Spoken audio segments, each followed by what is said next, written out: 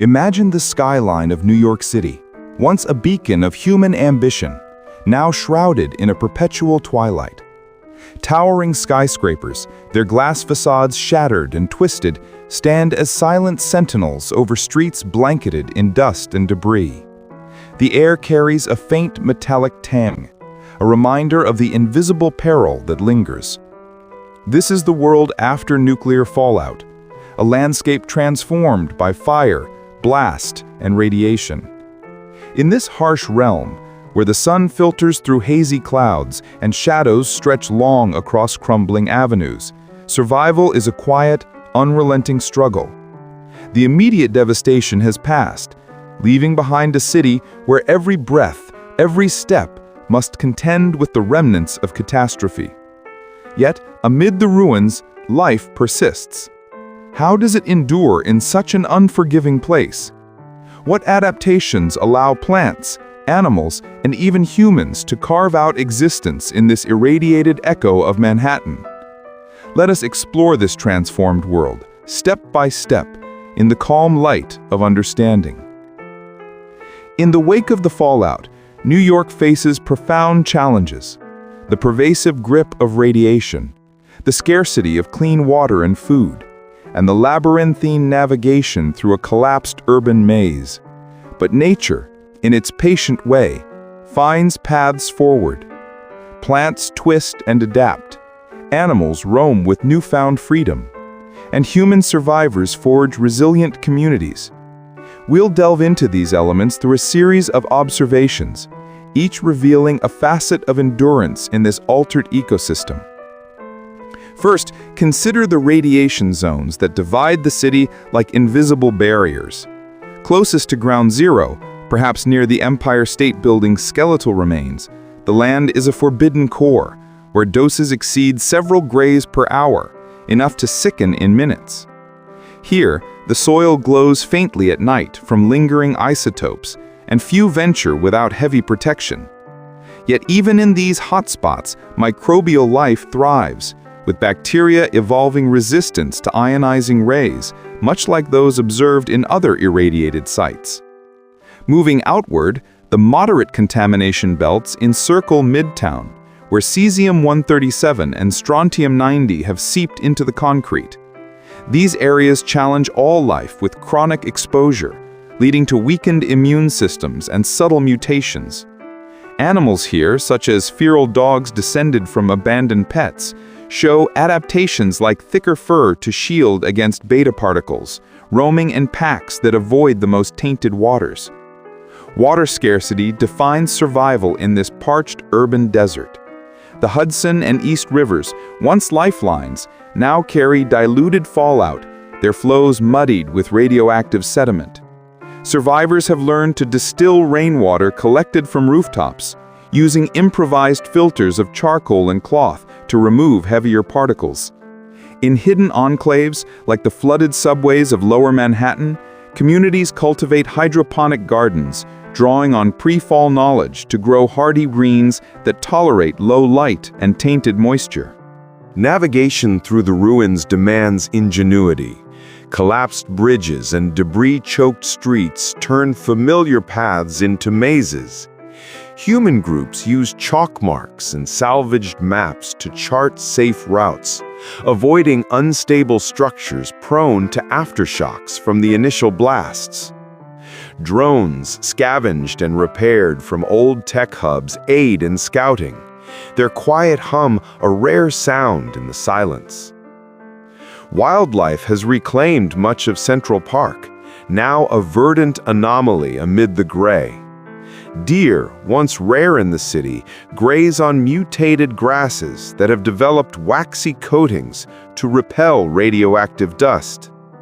These plants, like resilient dandelions with elongated roots, draw nutrients from deeper, less contaminated soil layers, blooming in unexpected bursts of color against the ashen backdrop. Birds adapt with migratory shifts, avoiding the plume's downwind paths. Pigeons, ubiquitous survivors, nest in high ledges, their populations bolstered by fewer predators and abundant insects. Some exhibit darker plumage, perhaps an evolutionary nod to melanin absorbing harmful rays, echoing patterns seen in other radiation zones. Insects flourish in the undergrowth, their short life cycles allowing rapid genetic shifts. Beetles with hardened exoskeletons burrow through contaminated earth, breaking down organic matter and aiding soil renewal. This quiet decomposition cycle supports a fragile food web, where even the smallest creatures contribute to ecosystem balance. Rodents, like rats in the sewers, have proliferated, their numbers unchecked by human intervention. They display tolerance to radiation through faster reproduction, ensuring that beneficial mutations, such as enhanced DNA repair, spread quickly across generations. Larger mammals, including escaped zoo animals' descendants, roam the burrows. Wolves, perhaps from upstate migrants, patrol the edges of Brooklyn, their packs structured for efficient hunting in the sparse terrain. These canines show no overt deformities, their vitality a testament to nature's selective pressures favoring the robust. Aquatic life in the harbors adapts to brackish, irradiated waters. Fish with altered metabolisms filter out cesium, concentrating it in scales that are shed periodically. Crabs scuttle along polluted shores, their shells incorporating trace minerals that provide inadvertent shielding. Human adaptations center on communal living in fortified havens, such as the vault-like depths of Grand Central Station. Here, survivors trade scavenged goods, canned foods from buried stockpiles, medicines from ruined pharmacies, fostering barter economies that value utility over currency. Protective gear, fashioned from lead-lined fabrics and gas masks, becomes everyday attire for forays outside. Communities rotate exposure times, minimizing individual doses to stave off long-term ailments like cataracts or bone marrow fatigue. Health practices evolved with herbal remedies from adapted plants, like willow bark teas for pain, supplemented by iodine tablets to block thyroid uptake of radioactive isotopes. Elders passed down knowledge of symptom monitoring, turning vigilance into a cultural rite. Social structures emphasize cooperation, with councils mediating disputes over resources. Stories shared around low-glow fires preserve pre-fall history, weaving resilience into the fabric of daily life. Psychological endurance manifests in routines that honor the lost city. Quiet memorials at dawn, where survivors reflect on the skyline's ghosts.